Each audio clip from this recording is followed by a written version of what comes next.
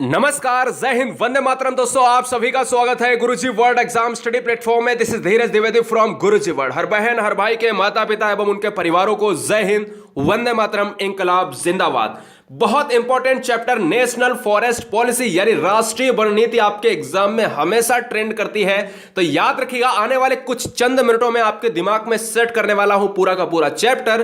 तो बिल्कुल कंसंट्रेशन बिल्कुल भंग नहीं होना चाहिए। एक पेन एक कॉपी लेकर ही बैठे, सारी चीजें आपको नोट कर लेनी है। हर बहन हर भाई किसी भी स्टेट से है या फिर किसी भी डिस्ट्रिक्ट से है, सभी का स्वागत है गुरुजी वर्ल्ड। आज पूरे भारत के वनों का, फॉरेस्ट का क्या पॉलिसी है, कितने सालों में कौन सी पॉलिसी आती है, क्या वनों का परसेंटेज है, क्या वन नीति कब आई थी, या फिर क्या क्या दिवस हो सकते हैं, सारी चीजें, सारे फैक्ट्स कुछ मिनटों में आपके दिमाग में होंगे। कभी दोबारा नहीं पढ़ना पड़ेगा। गुरुजी वर्ल्ड एग्जाम स्टडी पर अगर कोई भी बहन कोई भी भाई नया है, चैनल को सब्सक्राइब कर लीजिए। रात के 12 बजे तक यहाँ पर क्लासेस का सिलसिला थमता नहीं है मेरे भाई।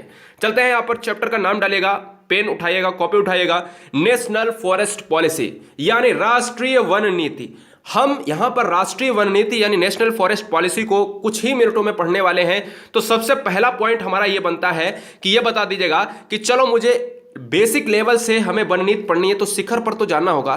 तो हमें टॉप लेवल का यह पता होना चाहिए कि वन नीति सबसे ज्यादा एग्जाम में जो ट्रेंड करता है, आपका क्वेश्चन यही पूछा जाता है कि सबसे पहले भारत में वन नीति अपनाई कब गई थी, यानी आई कब थी। तो आपकी वन नीति जब आई थी दोस्तों, तो सन था हमारा 1894। तो भारत में सबसे पहले 1894 ईस्वी में वन नीति अपनाई गई थी। मोस्ट इंपोर्टेंट क्वेश्चन है जो हमेशा एग्जाम्स में आपके ट्रेंड करता है। ठीक है, अब बात करेंगे, यहां से एक लॉजिक निकलता है, यहां से निकलेंगे दो पॉइंट। यहां से पहला पॉइंट तो हमने देख लिया कि वन नीति सबसे पहले कब आई थी, 1894 में। लेकिन अगर आपसे कहे कि वन नीति में संशोधन कब हुआ था, तो हमारा हुआ था 31 मई 1954 को संशोधन हुआ था। तो इसमें थोड़ा सा और संशोधित कर दिया तो बोल दिया गया ये एक नई वन नीति हो गई। ठीक है, खैर आपसे एग्जाम में यही पूछा जाता है, जरा ध्यान दीजिएगा, जो मैं बताऊं तो बहुत इंपॉर्टेंट है, उस पर स्टार लगाते जाना। अब बात आती है इंपॉर्टेंट पॉइंट की, इंपॉर्टेंट फैक्ट्स पर, कि भैया ये बता दीजिएगा। पहला पॉइंट यहां पर यह बनेगा कि अभी वर्तमान में वन कितने परसेंट पर है, और दूसरा पॉइंट यह बनेगा कि वर्तमान में चलो तो है इतने परसेंट पर, लेकिन वर्तमान में होने कितने चाहिए। तो दो पॉइंट इंपॉर्टेंट है कि वर्तमान में है कितने और कितने होने चाहिए। तो अगर पूछे आपसे कि कितने होने चाहिए, तो भैया भूमि के 33% भाग पर वन होने चाहिए। तो इंपॉर्टेंट पॉइंट यह है कि अगर एग्जैक्ट रूप में पूछे तो कितने, 33.33% पर भाग पर वन आपके होने चाहिए, यानी इंडिया लेवल की यह बात समझ में आपके आनी चाहिए। ठीक है, जिसमें आपके 20% मैदानी भागों पर और पर्वतीय क्षेत्रों में 60%। तो आपको ये, अगर आपको याद नहीं रहता है तो ये तो पॉइंट इंपॉर्टेंट है कि 33% भाग पर आपके वन होने चाहिए, ये हमारी वन रिपोर्ट कहती है। और वन रिपोर्ट कब कब प्रेषित होती है, कौन सी वन रिपोर्ट है, वो भी हम आगे जान लेंगे। सबसे पहले यहां पर ये लॉजिक जानिएगा जो आपके स्टेटमेंट में पूछ लेता है हमेशा। स्टेटमेंट में ये पूछता है कि भैया अभी तक मैंने ऊपर देखो वन नीति अपनाई गई थी, वो वाला हमने सन याद कर लिया। हमारे देश में 1988 में नवीन वन नीति घोषित की गई। क्वेश्चन नंबर एक ये भी बन गया कि नवीन वन नीति कब जो है, अगर ये क्वेश्चन पूछे कि सबसे पहले, तो भैया ऊपर वाला आंसर। अगर ये पूछे नवीन वन नीति, तो आपका 1988 आंसर हो जाएगा। इसमें 3 लक्ष्य बताए गए। पर्यावरण स्थिरता, यानी अगर आपकी वन नीति नहीं आती तो मेरे भाई आगे आने वाली पीढ़ी दुर्लभ हो जाती, यानी जीना ही दुश्वार हो जाएगा। तो वन नीति का इंपॉर्टेंट क्या है, वृक्षों को बनाए रखना, जीव जंतुओं को बनाए रखना, एटमॉस्फेयर को यहां पर संतुलन में रखना। ठीक है, याद रखिएगा। तो पर्यावरण स्थिरता, वनस्पति व जीव जंतुओं जैसी प्राकृतिक धरोहरों का सुरक्षित रखना। भाई सिंपल सी बात है, अगर वनस्पति जीव जंतु की अगर हमने सुरक्षा नहीं की तो हमारा यहां पर संतुलन नहीं हो पाएगा। ठीक है, अगर डिसबैलेंस प्रणाली हुई तो चीजें बिल्कुल खत्म हो जाएंगी। जन सामान्य की बुनियादी जरूरतों की पूर्ति भी हमारे 3 लक्ष्य में आती है। तो इंपॉर्टेंट फैक्ट्स का इंपॉर्टेंट ये नॉलेज आपके दिमाग में सेट होना चाहिए। अब बात आती है इंपॉर्टेंट फैक्ट में। नेक्स्ट पॉइंट हमने अभी जाना थोड़ी देर पहले कि 33.33 पर हमारे वन होने चाहिए। मैंने कहा होने चाहिए, लेकिन ये नहीं जाना कि अभी कितने हैं। तो होने चाहिए कि तो मैंने बात अभी जान ली थी कि 33% होने चाहिए, लेकिन अभी हैं कितने, 24.33% ये अभी वर्तमान में वन है। ठीक है, तो याद रखना है वन कितने परसेंट पर है अभी, 24% पर, कितने परसेंट पर होने चाहिए, 33% पर। ठीक है, 33। तो ये 2 पॉइंट आपके इंपॉर्टेंट फैक्ट में दिमाग में सेट होने चाहिए, बिल्कुल क्लियर। अब हम चलते हैं नेक्स्ट पॉइंट पर। एक थोड़ा सा टफ क्वेश्चन पूछ लेता है बड़े एग्जामों में। कहता है कि वनावरण तो आपका 24% है वर्तमान में, लेकिन वृक्षावरण एक दो पेड़ नहीं लगे होते हैं, वो वृक्षावरण हो जाता है और वनावरण में मतलब पूरा वन आ जाता है। तो वृक्षावरण और वनावरण दोनों का सम्मिलित रूप जो है, सम्मिलित रूप कितना है, 25% है। ये भी अच्छी तरीके से दिमाग में बसा लेना, ठीक है। 3 पॉइंट आपके ये क्लियर हो गए। अब बात आती है, ये तो मैं बता ही चुका हूं, जिसे 33% होना चाहिए। बात आती है भैया यहां पर एक रिपोर्ट की, जो है इंडियन फॉरेस्ट पॉलिसी में। इंडियन फॉरेस्ट पॉलिसी में जो एक रिपोर्ट इंपॉर्टेंट पॉइंट है कि आईएसईआर की रिपोर्ट भैया, आईएसईआर की रिपोर्ट एक जारी होती है, एक होती है आईएसएफआर की रिपोर्ट, ठीक है, ठीक है। तो आईएस यहां पर एफ कर लीजिएगा, एफआर की रिपोर्ट, ठीक है, 2011 की तुलना। सबसे पहले यहां पर इंपॉर्टेंट पॉइंट ये आपका बनता है कि रिपोर्ट क्या 1 साल में जारी होती है, क्या 2 साल में जारी होती है, क्या 3 साल में जारी होती है, या 4 साल में जारी होती है। तो जब भी वन रिपोर्ट आती है, देखो वन नीति के बारे में आप जान चुके हो, जब भी वन रिपोर्ट जारी होती है तो वो हमेशा 2 साल में जारी होती है। याद रखना है 2 साल में जारी होती है, यानी अगर 11 में जारी हुई थी तो 13 में होगी, 13 में जारी हुई थी तो आपकी 15 में होगी, और 15 में जारी होगी तो भैया 17 में और 19 में जारी होगी। अब ये भी मैं बताऊंगा कि आगे आने वाली रिपोर्ट यानी 2019 में या फिर आगे आने वाली रिपोर्ट कौन सी होगी, कौन से नंबर की होगी, ये भी बहुत इंपॉर्टेंट क्वेश्चन बनेगा।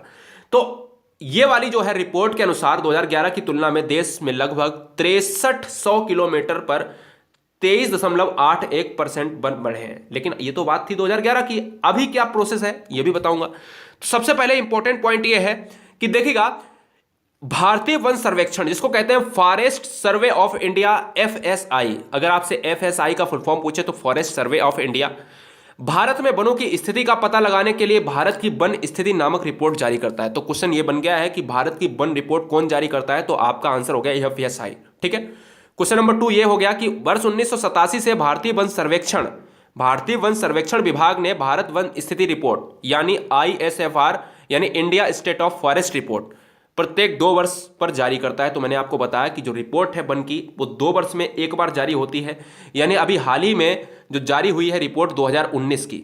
तो 2019 की रिपोर्ट आपसे क्वेश्चन में बार बार पूछ सकता है कि अभी हाल ही में 2019 की रिपोर्ट जो जारी हुई है वो कौन से नंबर की थी, 16वीं वन रिपोर्ट थी, ठीक है, 16वीं वन रिपोर्ट थी। कुछ स्टार लगा के एग्जाम में उसमें लिख लेना कॉपी में कि 2019 की कौन सी वन रिपोर्ट थी, तो 16वीं रिपोर्ट। अब कब जारी होगी, 2 साल और जोड़ दो तो 2019, 20, 21, तो 2021 में अब अगली रिपोर्ट जारी होगी, ये होगी हमारी 17वीं, ठीक है, 17वीं रिपोर्ट जारी होगी। जो बच्चा 21 में देख रहा है इस वीडियो को तो वो 17वीं लगा ले और आगे और बढ़ा ले, 23 में आपकी हो जाएगी 18वीं, ठीक है।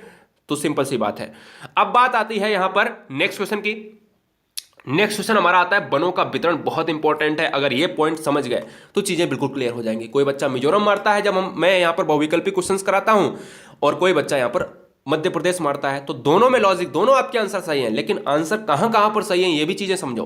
क्षेत्रफल की दृष्टि से सर्वाधिक वन पाए जाते हैं, जो क्षेत्रफल है आपका एरिया है। अगर हम बात करें भारत के एरिया की दृष्टि से बात करें तो आपके क्षेत्रफल में आपका एमपी जो है, जो भारत का हृदय कहा जाता है, भोपाल की बात होती है दोस्तों। यहां पर जो है मेन आपका पॉइंट है भोपाल, ठीक है।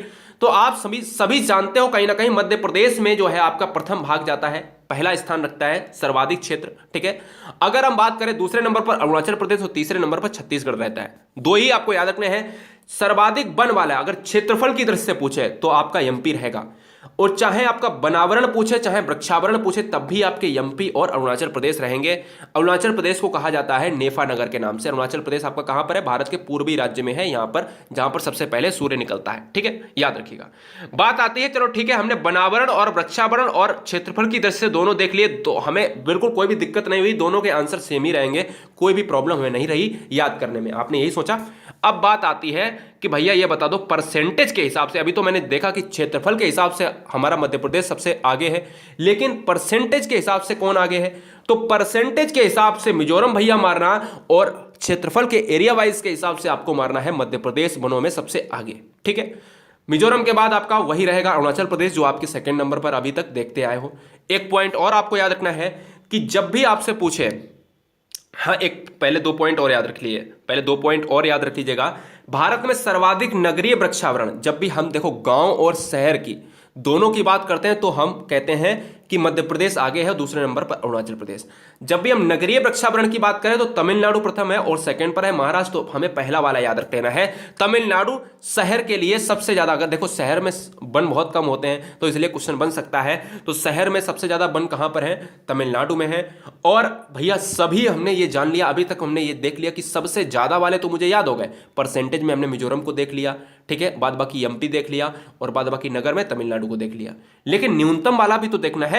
न्यूनतम वन क्षेत्र हमारा कहां पर है, पंजाब में है, तथा न्यूनतम नगरीय वृक्षावरण हमारा है सिक्किम में। देखो सबसे ज्यादा नगरीय वृक्षावरण है तमिलनाडु में और सबसे कम जो है कहां पर है, सिक्किम में। तो पंजाब में हमारा राज्य है जो न्यूनतम वृक्ष क्षेत्र में आ जाएगा और नगर में आपका आ जाएगा सिक्किम। तो ये दोनों आपके किस में है, कम में आएंगे। तो पंजाब में बहुत वन की स्थिति खराब है, अच्छी तरीके से याद रखिएगा, है ना। अब बात आती है कि वन के बारे में एक पॉइंट और आपको यहां पर कोष्टक में लिख लेना है कि वनों के मामले में अगर वृद्धि की बात करें कि भैया 2 सालों में सबसे ज्यादा वृद्धि किस राज्य में हुई है, तो वो होती है कर्नाटक में। क्या याद रखना है, कर्नाटक में याद रखना है। और कर्नाटक किसके लिए प्रसिद्ध है, कॉफी के लिए प्रसिद्ध है, ठीक है, कॉफी के लिए प्रसिद्ध है, बहुत इंपॉर्टेंट पॉइंट है। अब बात आती है वन केंद्र।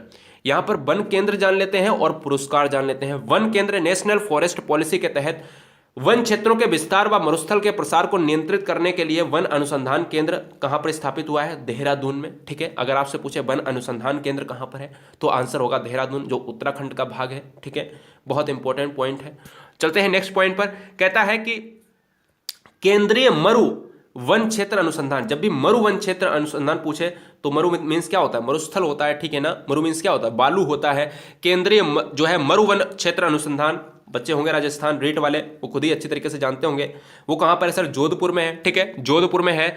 और यहां पर अगर हम बात करते हैं नेक्स्ट पॉइंट की कि पुरस्कार वितरण में, पुरस्कार वितरण में हमें 2 पॉइंट याद रखने हैं कि पर्यावरण के क्षेत्र में पुरस्कार कौन कौन सा दिया जाता है। पर्यावरण के क्षेत्र में पुरस्कार कौन कौन सा दिया जाता है, तो ये भैया पॉइंट जानने के लिए सबसे हमें अहम पॉइंट ये जानना है कि बानकी अरावली वृक्षारोपण व वन संरक्षण कार्यक्रम पर हमें जो पुरस्कार मिलता है वो वृक्ष मित्र, बहुत इंपॉर्टेंट पुरस्कार जो हमेशा एग्जाम में पूछा जाता है। क्या सर, वृक्ष मित्र जो है पुरस्कार मिलता है। और याद रखिएगा यह पुरस्कार आपका दिया जाता है पर्यावरण के क्षेत्र में, और दूसरा दिया जाता है पंडित पुरस्कार, ये भी हमारा पर्यावरण के क्षेत्र में दिया जाता है। नहीं तो आप लगा दो किसी पंडित वाले सिस्टम में लगा दो, ऑप्शन मिल जाए, है ना। तो चीजें बिल्कुल आपके क्लियर होनी चाहिए। अब एक पॉइंट और आता है, बहुत इंपॉर्टेंट पॉइंट ये आता है कि ये बता दो वनों का परसेंटेज हमने जान लिया, लेकिन वनों के लिए लकड़ियों का सबसे ज्यादा प्रयोग कौन करता है, कौन सा राज्य करता है। लकड़ियों, लड़कियों तो नहीं लिख रहा हूं, लकड़ियों, हाँ जी, लकड़ियों का प्रयोग कौन करता है। तो दोस्तों लकड़ी के लिए जो वन आश्रित है, लकड़ी पर ही पूरा डिपेंड राज्य है, वो है हमारा महाराष्ट्र, ठीक है। महाराष्ट्र में लकड़ियों की खपत ज्यादा होती है, तो वनों के लिए लकड़ियों की अगर बात करें तो यहां पर महाराष्ट्र हो जाएगा। और अगर बात करें कि इमारती लकड़ी, ठीक है, चारा भी भैया आ जाता है ना, चारा आ जाता है, इमारती जो है लकड़ी, ठीक है, इमारती, ये अगर पूछ ले तो हमारा ये हो जाएगा आपका मध्य प्रदेश। मध्य प्रदेश हमेशा सभी में आगे है, ये अच्छी तरीके से जानते हो, ठीक है। अब बात आती है सर कुछ इंपॉर्टेंट पॉइंट पे। इंपॉर्टेंट पॉइंट पे ये आती है कि भैया कुछ प्रमुख बिंदु देख लेते हैं जो आपके थोड़ा सा ब्लर रहेगा, अगर लिखना चाहो तो लिख लेना, ठीक है। प्रमुख बिंदु दिवस में रहेंगे जो आपके फटाफट देखिएगा। यहाँ पर थोड़ा सा टाइप में मिस्टेक हुई है, कोई बात नहीं, लेकिन आप समझ लेना, आप होशियार हो और कहीं ना कहीं बहुत अच्छी तरीके से समझ रहे होगे मेरी भावनाओं को। अगर आपसे पूछे कि 22 मई को अंतर्राष्ट्रीय जैव विविधता दिवस मनाया जाता है, सिंपल सी बात है, आपसे क्वेश्चन बार बार पूछा जाता है जैव विविधता दिवस यानी बायोडायवर्सिटी डे कब मनाया जाता है, तो 22 मई को, ठीक है। हाँ, यहां से 3 क्वेश्चन आपके बनाते हैं। देखो 22 मार्च को आपको मनाया जाता है जल दिवस, ठीक है। एक महीना जोड़ दो 22 अप्रैल को मनाते हैं आपको पृथ्वी दिवस, ठीक है। और एक महीना आपने 22 मई को जोड़ दिया, मनाते हैं जैव विविधता दिवस, ठीक है, जैव विविधता हो जाएगा। दूसरा क्वेश्चन क्या है कि विश्व विरासत दिवस समझने की कोशिश करना, टाइपिंग में मिस्टेक हुआ है। विश्व विरासत दिवस कब मनाया जाता है, 18 अप्रैल को। नेक्स्ट पॉइंट है विश्व जल दिवस, मैंने आपको बताया है 22 मार्च को जल दिवस, 22 अप्रैल को पृथ्वी दिवस और 22 मई को यहां पर क्या हो जाएगा, ये बहुत इंपॉर्टेंट है, 22 अप्रैल को क्या हो जाएगा, 22 मई को क्या हो जाएगा, जैव विविधता दिवस। हाँ, 3 मार्च को आपका विश्व वन दिवस मनाया जाता है। और हम देखेंगे 8 जून को विश्व महासागर दिवस। ये सभी पर्यावरण और वन क्षेत्र से रिलेटेड दिवस हैं, ये सभी हम आपके दिमाग में सेट करने की कोशिश कर रहे हैं। अंतर्राष्ट्रीय बाघ दिवस दोस्तों 29 जुलाई को मनाया जाता है। अंतर्राष्ट्रीय बाघ दिवस 29 जुलाई को मनाया जाता है। और साथ ही साथ हम देखेंगे यहाँ पर जो है ये देख लिया, लास्ट में बस इतना ही हम आपके दिमाग में सेट करने वाले हैं, ठीक है। अब हम चलते हैं दोस्तों नेक्स्ट वीडियो के लिए, फिर प्रयास करते हैं, थोड़ी देर में आपकी नेक्स्ट वीडियो आएगी, टेंशन मत लीजिएगा, जिंदाबाद रहेगा। और वीडियो को अभी तक सब्सक्राइब नहीं किया, सब्सक्राइब कर लीजिएगा। लेकिन आपसे अगर पूरी वीडियो में मैंने ये नहीं कहा कि लाइक वाइक कर दो, लाइक तो करके ही जाइएगा, क्योंकि आपके 2% तो वीडियो समझ में आई होगी, तो आपको जिंदगी में राष्ट्रीय वन नीति नहीं पढ़नी पड़ेगी, ठीक है। सारे पॉइंट आपके क्लियर हो गए। जय हिंद, वंदे मातरम, आदाब, सत श्री अकाल, जय महाकाल, इंकलाब जिंदाबाद।